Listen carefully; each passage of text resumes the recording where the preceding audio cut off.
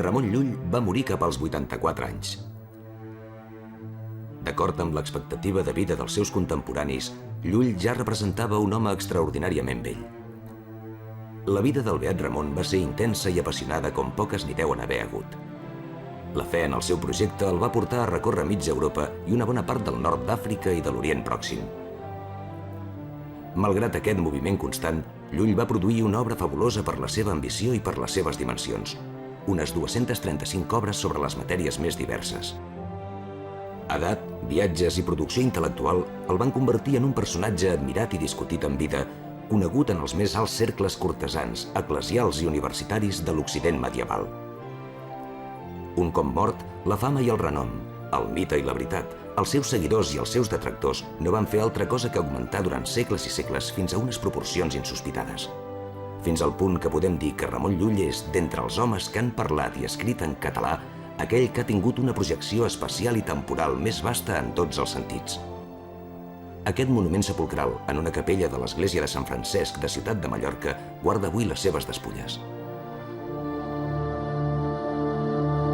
Ramon Llull es pot ser la figura més universal de la cultura catalana i com a figura universal el fa molt difícil d'explicar perquè ha fet tanta cosa, ha tocat quasi tots els temes de la seva època. Per exemple, ha estat filòsof cristià en la tradició neoplatònica. Ha estat el primer dels grans místics hispànics. Ha estat el primer en escriure novel·les en prosa sobre temes contemporanis. Ha estat el primer en escriure també teologia i filosofia i ciència en la llengua materna en Europa. Ha estat també un dels creadors del català literari, per això és realment pare de la llengua catalana. Ha estat missioner i apologista cristià i fundador d'una escola de llengües orientals aquí mateix a Miramar. I va ser inventor d'una art, d'un sistema combinatori i mig algebraic que el fa precursor llunyà de la informàtica moderna. I com si això no bastàs, després de mort, els seus seguidors el feren també alquimista i cabalista, coses que Ramon Llull no havia estat, i els seus enemics l'acusaren d'heterodoxa, d'haver propagat idees, si no perilloses, almenys sospitoses.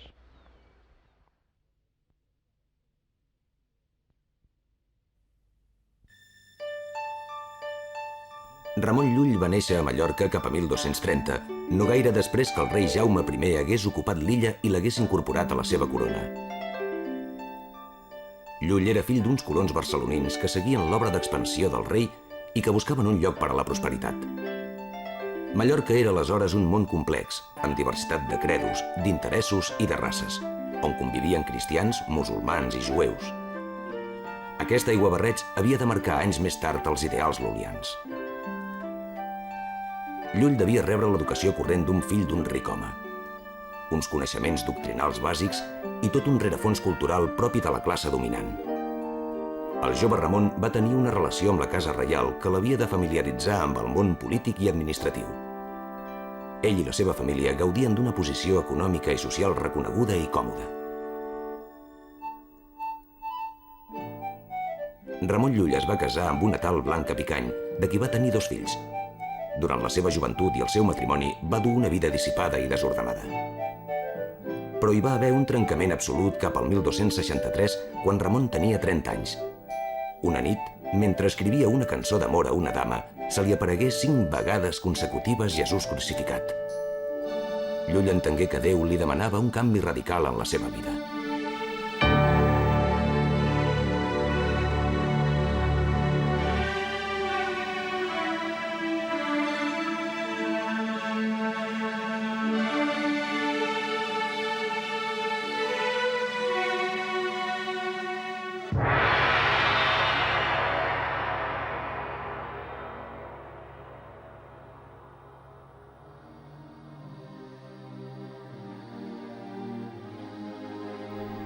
Inspirat per l'exemple de Sant Francesc d'Assís, Llull va arribar a abandonar la vida mundana. Va deixar la seva dona i els seus fills i va donar una part de les seves possessions. Inicià aleshores 2 llargs pelegrinatges, al santuari de Santa Maria de Rocamadour i a Sant Jaume de Galícia.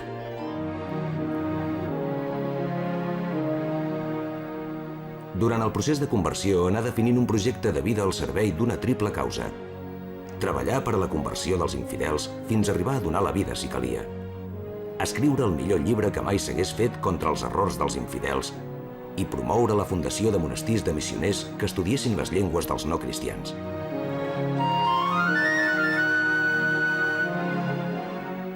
Llull era ben conscient de les limitacions de la seva formació.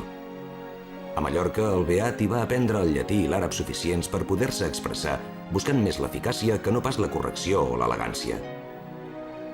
Per diversos motius, no va poder accedir a un centre universitari. En no tenir cap bagatge acadèmic, va haver d'inventar un sistema propi de pensament i crear un llenguatge nou que el vehiculés. Al cap d'uns 9 anys de la seva conversió, Llull comença a escriure el llibre que s'havia proposat i que havia de permetre la conversió dels infidels. És el voluminós Llibre de Contemplació en Déu, que conté més d'1 milió de paraules i que supera diverses vegades en extensió una obra com ara El tirant-lo blanc. Per si l'empresa fos poc imponent, Llull va escriure una primera versió del llibre en àrab, pensant en els musulmans. Després el redactà altre cop en català per al poble pecador, i finalment el va traduir al llatí per al món intel·lectual i eclesial.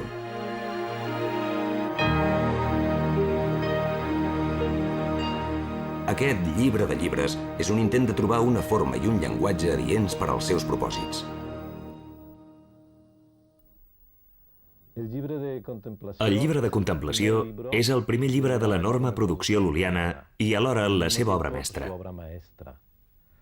El va escriure a Mallorca quan només tenia 40 anys, abans de començar la seva activitat viatgera. És indiscutiblement la seva obra més llarga i conté el germen de tota la seva producció posterior. Es podria dir que les gairebé 300 obres que va escriure després no són més que un desenvolupament d'aquesta primera obra. Aquest llibre és una veritable enciclopèdia lul·liana. Al costat de capítols d'un profund contingut científic, hi ha belles descripcions sobre nombrosos aspectes de la vida quotidiana de l'època, on Llull es mostra com un finíssim observador i un crític mordaç de la societat cristiana. Els temes d'aquesta obra no es desenvolupen en un espai abstracte, sinó que posa sempre en primer pla la seva experiència personal. Els escriptors medievals en general no parlen d'ells mateixos ni dels seus efectes personals. Llull, en canvi, es lamenta, es queixa, esplaia els seus temors i gairebé sempre entre queixes per la indiferència general, presenta les seves raons i els seus escrits com l'arma nova i providencial que ha de permetre acabar amb tots els problemes de la cristiandat.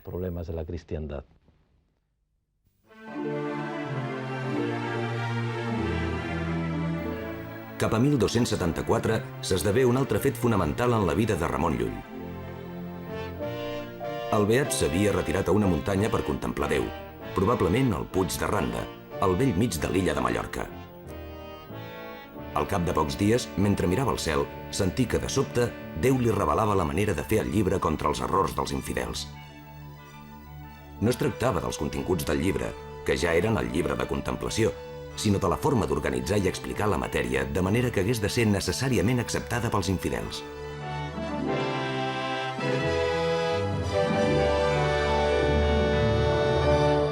A falta, doncs, d'un document que certifiqués la seva qualitat de mestre, ell presenta la il·luminació de Randa com un fet més important que un doctorat a París. Aquesta il·luminació divina no només justifica l'original representació del seu ideari, sinó que, durant segles, fou l'estendard que van utilitzar els seus seguidors per a declarar la ciència lul·liana com una cosa divina i per parlar de Ramon com del doctor illuminatus, com d'un doctor il·luminat.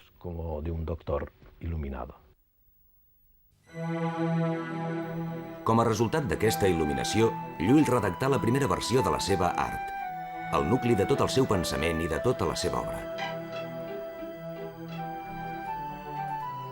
L'art és un sistema de pensament que pretén crear un llenguatge nou que serveixi de base per a demostrar als infidels la fe cristiana, especialment els dogmes més controvertits, la Trinitat i l'Encarnació. A l'edat mitjana, cristians, jueus i musulmans concebien l'univers com un reflex de les perfeccions del seu creador, el cosmos com a imatge de Déu.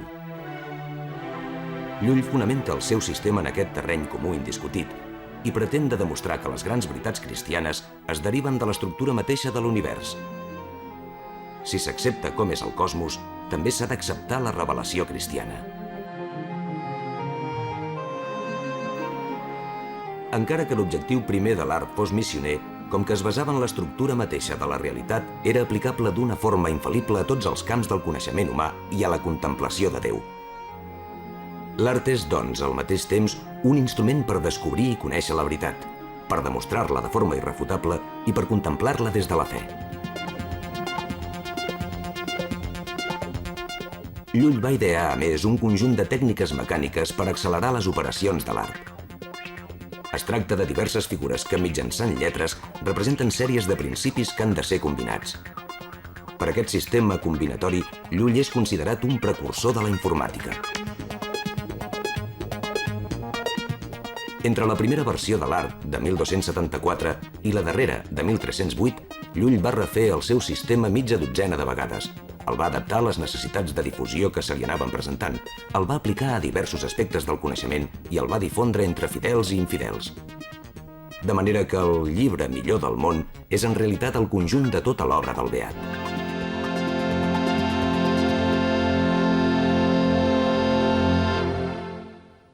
A l'edat de 30 anys, Ramon Llull es va convertir i va decidir dedicar la seva vida a la conversió dels altres, sobretot els jueus i els musulmans.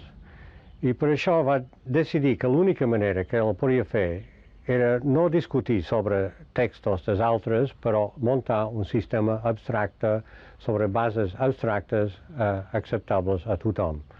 Per exemple, que hi havia un Déu únic amb atributs que deien que era bo, que era etern, que era gran, etc., era una cosa acceptable a tothom. Una sèrie de conceptes científics grecs que també eren acceptables per tothom. Això barrejada amb altres elements, per exemple, una sèrie de conceptes relatius per a comparar un aspecte amb un concepte amb un altre, i llavors una sèrie de rodes i de taules per a combinar tots aquests elements i per a fer una art, com deia Ramon Llull, una art inventiva o una art general, que podia entrar en tots els dominis del saber i podia contestar qualsevol pregunta.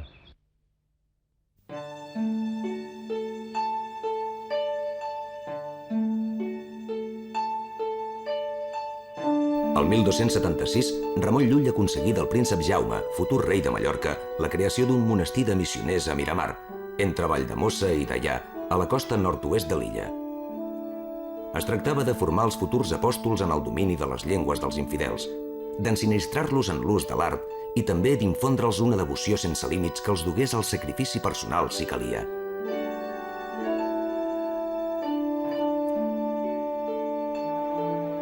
Llull dedicarà la resta de la seva vida a intentar convèncer tothom de la bondat i l'eficàcia del seu sistema i a escriure desenes de milers de pàgines de tots els temes imaginables.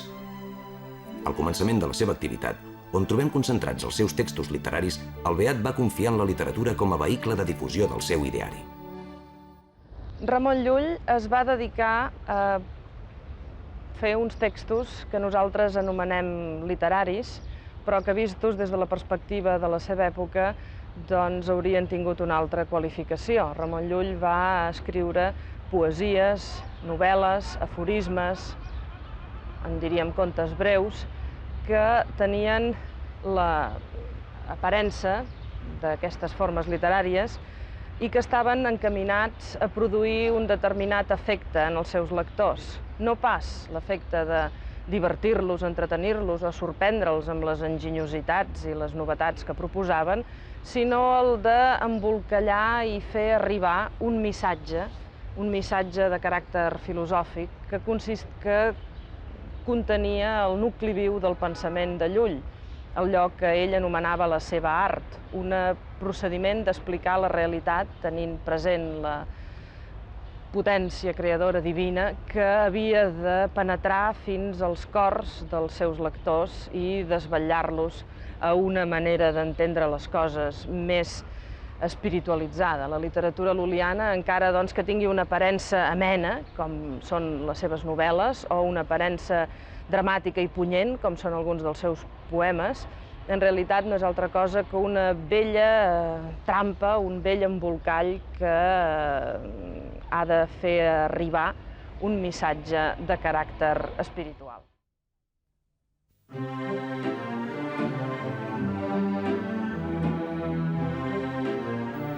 Més que no pas a la seva illa natal, Llull podia trobar formació i llibres a Montpeller, ciutat occitana del Regne de Mallorca, focus cultural i escolar important i prestigiós. A Montpeller, cap a 1283, va posar punt i final a la seva obra literària més coneguda i celebrada, el Blaquerna. El llibre d'Abast de Blaquerna planteja una vasta il·lusió de reforma universal. L'obra inclou un llibret adreçat als ermitans com a mitjà de contemplació, el llibre de Miquel Amat, que ens introdueix a la vida interior de Blaquerna i a la seva experiència mística impressionant.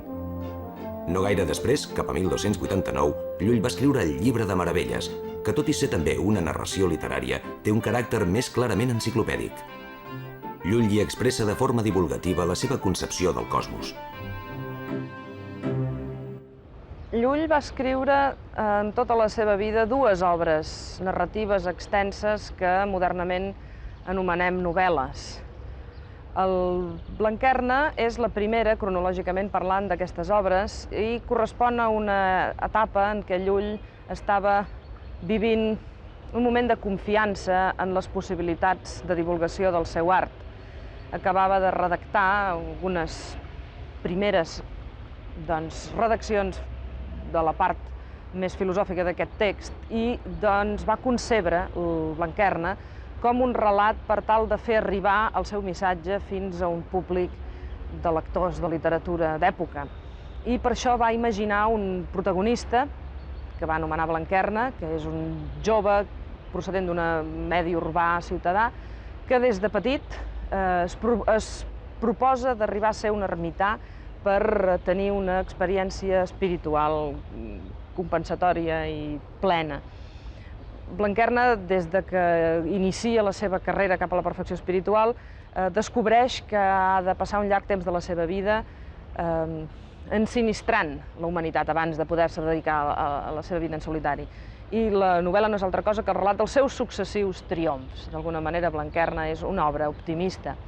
En canvi, el Fèlix, protagonista del Llibre de Meravelles, és un personatge que va pel món sorprenent-se de les coses que s'hi produeixen.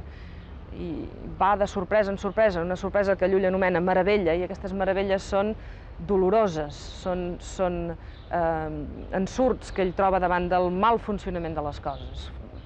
Fèlix necessita, per tant, que veus externes a ell, com podrien ser filòsofs, savis, ermitans, li expliquin els misteris del mal funcionament de les coses. I és a través d'aquesta ficció literària que Llull anirà acompanyant, acomboiant el lector cap a punts culminants del seu pensament. En una forma, però, més desencisada que no pas el Blanquerna, una forma que correspon a algú que ja ha sofert alguns petits fracassos.